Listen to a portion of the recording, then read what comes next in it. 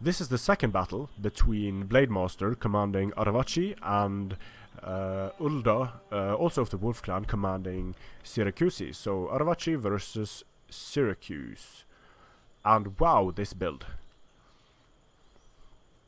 Blademaster brings some weird builds sometimes, and I have to say, I haven't seen these types of builds work very often. So he's brought an Arevaci cavalry skirmish build where he has 6 noble cavalry units. Then he has 3 Balearic slingers, 4 Balearic slingers actually, 2 Celtiberian cavalry and 1 Iberian. Okay, so he has 1 Iberian slinger as well, and then Iberian spears. So very skirmish heavy here for Blademaster. For Syracuse and Ulda, we have a mix of thorax swords and mercenary samnites, companions, Hippeus lancers, 3 archers, 2 citizen cavalry. The general is an Hippeus, and there's another companion on the field. So companions are not nearly as dangerous as they used to be. They have great weapon damage and melee attack, and their mass is going to be able to do a lot of damage against enemy sword units on the charge. But I mean, Blademaster is going to have such a hard time getting at these cavalry units. If Ulda just keeps his melee units in support, then it's going to be super difficult for Blademaster to protect his own cavalry units while doing the damage that he needs against the melee units.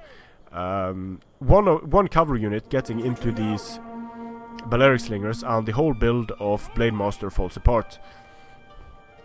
So this is the type of build that can be fun to play around with in quick battles, I think. But in terms of using it against tournament players of decent ability, it's just going to be super hard.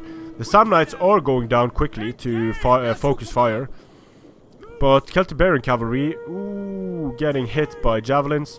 That is 1 unit of Celtiberian cavalry basically off the field. The second unit is getting stopped. Here we have charges incoming against the companions and the Hippeus.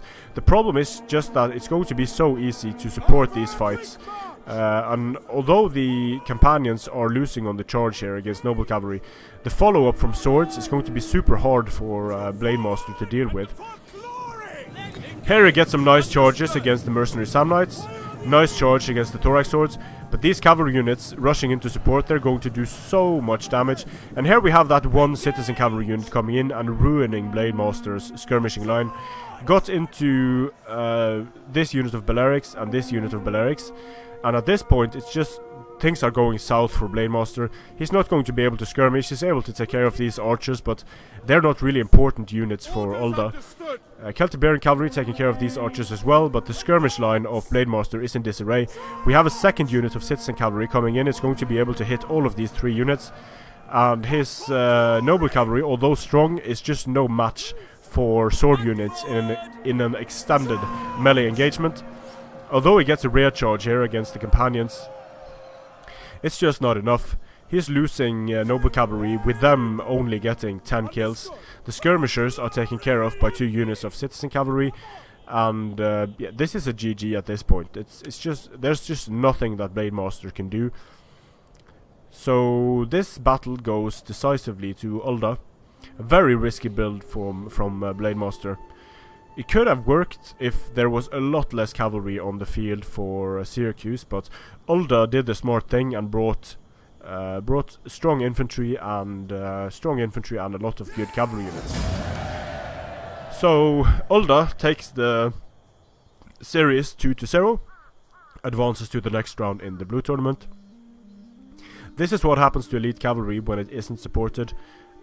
It was just going to be an uphill struggle for Blademaster to protect all of his skirmishers against all of these melee units and the cavalry units of even 1 citizen cavalry getting in there and just getting 155 kills.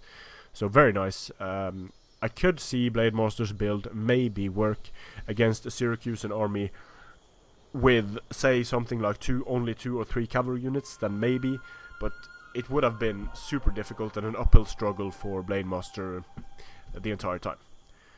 Strength and honor.